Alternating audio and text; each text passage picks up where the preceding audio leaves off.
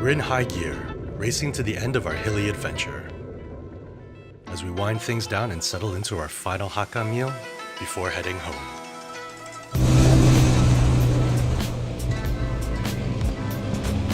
We're wrapping things up in Ganzhou, and we're in Ganzhou for some fun.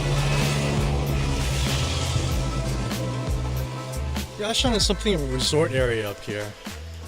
Tucked away in sleepy Ganzhou, Yashan is closer to the border with Guangdong province than Ganzhou's city center, and is largely focused on the more leisure side of hill life. Over this series, we've gone through Ganzhou's pristine mountain trails and alpine lakes, but now it's time for a change from village life. Let's get dirty. This ATV track in Yashan is 180 yuan for 6 laps, which is pricey considering where we are, but you're kind of captive up here in the mountains. We were the only ones on the day, so cannot attest to its popularity amongst tourists and locals. It's the same bumpy ride as Peter's convertible, but with only 2 laps around, my sciatica didn't get a chance to yell at me. Wow, that is a lot of mud. I'm gonna jump into the hot spring. There's no more hot springs on this trip. Although it's really good, right? I mean, inside you're not dirty at all. Yeah, no, not at all. It's clean. The area is studded with quiet resorts and retreats. Fronting reservoirs are tucked into the hillside. It's very popular amongst the elderly, who like to rent hotels and pretty much spend their entire retirement here. Pretty bucolic, but I'm not sure if they're hitting up the dirt track. Ganzhou wasn't always so placid, and much of its stability is credited to one man. We're here at a museum dedicated to a hero of Ganzhou and the Hakka people, Wang Yangming, credited for restoring order in Jiangxi province, which allowed the local Hakka communities to flourish. It's the same Neo-Confucian scholar soldier and all-around Renaissance man, Wang Yangming, the anti-eunuch whistleblower, demoted back in our first episode of this series. And here he is chilling in his garden, at the tender age of 22, already very accomplished. Wang was such an effective administrator, he was also posted to Guangdong, Henan, Hebei, and eventually to Guangxi, where unfortunately he met his end from work-related illnesses. The man was a workaholic, and he paid for it. But man, did he leave a mark. Before Wang, these hills were virtually lawless, forcing Hakka villages to turtle their towns.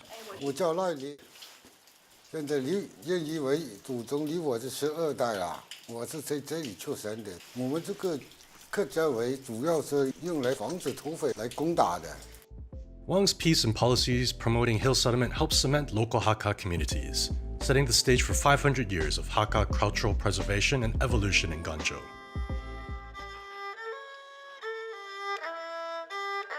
Since then, traditional pleasures enjoyed by the local population in Hakka were perfected and then modernized, with health spas taking advantage of the area's remoteness and pristine provincial air. They've also got a boxing ring for rage-related treatments, which you just can't massage out. So what's the problem, Mrs. Peter? She just told me maybe I sleep too late and my liver is not so good. Has it anything to do with the Hakka rice wine? Maybe. After a week of Hakka village food, our final meal is taken at a Hakka food village, closer to Ganzhou's city center before we head home. 客家菜的特点主要是以咸辣为主。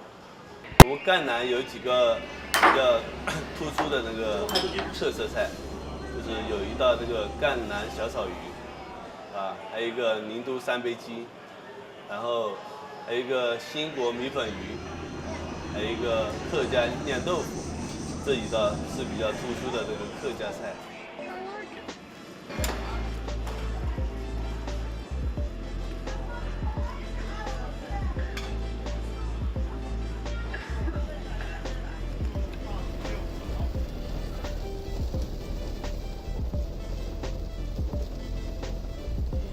Well, it's been a wet but revealing ride to Ganzhou.